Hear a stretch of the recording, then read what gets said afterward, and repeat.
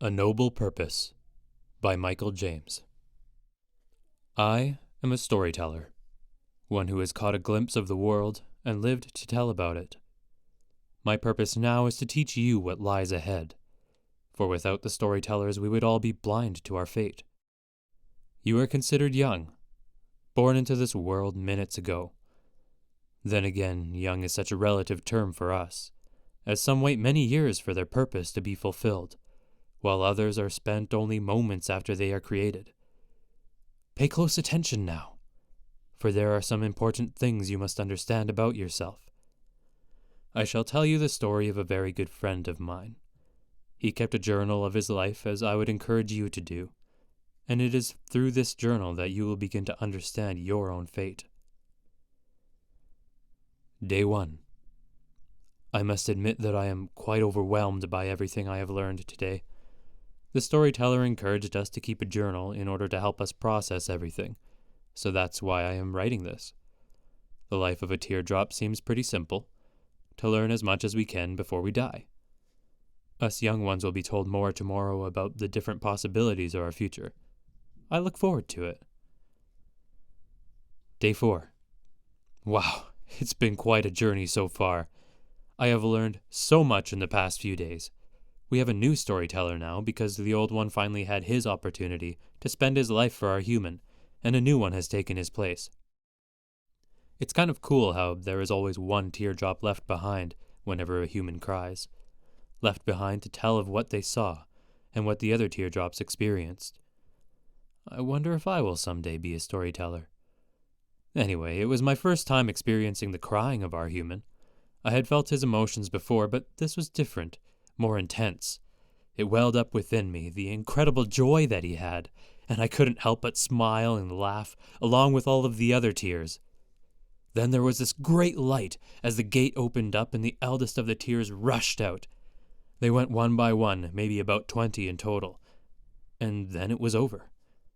The gate had closed once again, but the joy was still in the air, and deep within each and every one of us. It was incredible. We all hope that we will one day be able to give our lives to such a marvelous cause. Day 6. The more intense feelings of joy have waned in the last couple of days, though our human is still enjoying life, leaving a pleasant sort of warmth inside of me. Talk has begun, however. A new possibility of our fate is being whispered. Horrible tales of teardrops that have been shed in anger. A sense of dread is building in my mind that perhaps I will die, witnessing the violent death of another human at the hands of my host. I pray it will not be so. Day 11. I realized today that some of my friends have gone missing. There were some older teardrops that had been awaiting their time, ones whom I have grown close to, and they just sort of disappeared overnight. I asked around, and it seems like they have slipped through the gate for reasons of simple life.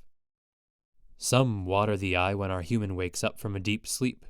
Some provide moisture to protect the eye when the weather is cold. Some think it a waste of the lives of our brothers and sisters, but I don't think I agree. I think that those tears serve a very special purpose, even if their role doesn't seem that significant. I can't say that I would aspire to be such a tear, but neither would I be disappointed if I was. One of the other teardrops created at the same time as me agrees, and we have had some great talks late into the night. I hope we get to see the same fate. I would hate to think of one of us going without the other. Day 12. The storyteller has told me that no teardrops share the same story. Even if I do happen to be shed from the same emotional situation as my best friend, I will not have the same experience. No two tears leave at the same time, so each one experiences the world in a different way. The biggest difference is between the first tear and the last, for one leads out on their own, initiating the rush, cutting the first path across the dry cheek, and the last one is the tear of finality, being left to finish the journey without anyone behind them. Then, of course, there are the storytellers.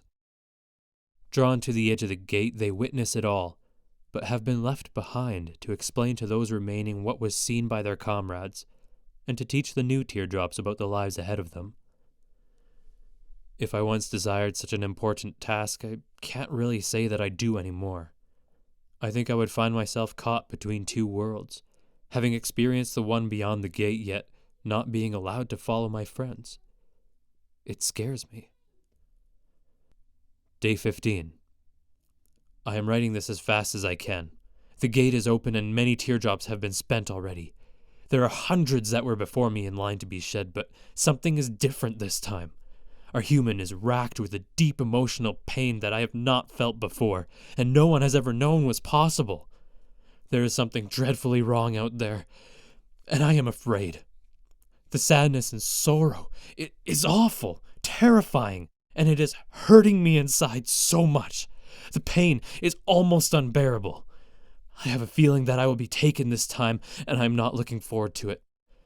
It hurts, and I know it will be even worse if I am taken through the gate. I don't know what I should expect to see, but I am terrified. I have lost track of how long tears have been flowing, though it seems to be slowing down. There are only a few left in front of me. I think my time is finally... The young teardrop was pulled away from his writing and through the gate. The first thing he saw as he entered into the crisp air was the vast expanse of stars in the sky. They were beautiful, but seemed sad in some way. He didn't think about it long, however, because as he slipped down the cheek of his human, his gaze fell upon that which had caused so much pain. A mound of dirt sat cold on the ground.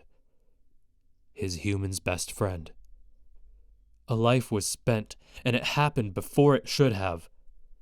The young tear felt the pain deep within him as he came to rest momentarily on the chin of the young man, a chin moistened by the trails of fallen comrades. The anguish had grown so much within the teardrop that he could hardly bear it anymore, and then he realized that he had not been followed. His best friend had not come with him. The gate had stopped calling forth teardrops. He was alone. The woeful silence was finally broken, with a rumbling roar expelled by the man. And in this final moment the tear shook in agony, as it fell to the ground below, watering the grave that drew his fate. For a tear to suffer such a death as this is not desired by any means, but there can be no question about its importance. A teardrop that is spent in the midst of pain and sorrow is the noblest tear of all, for it has served to ebb the suffering of the one who held him.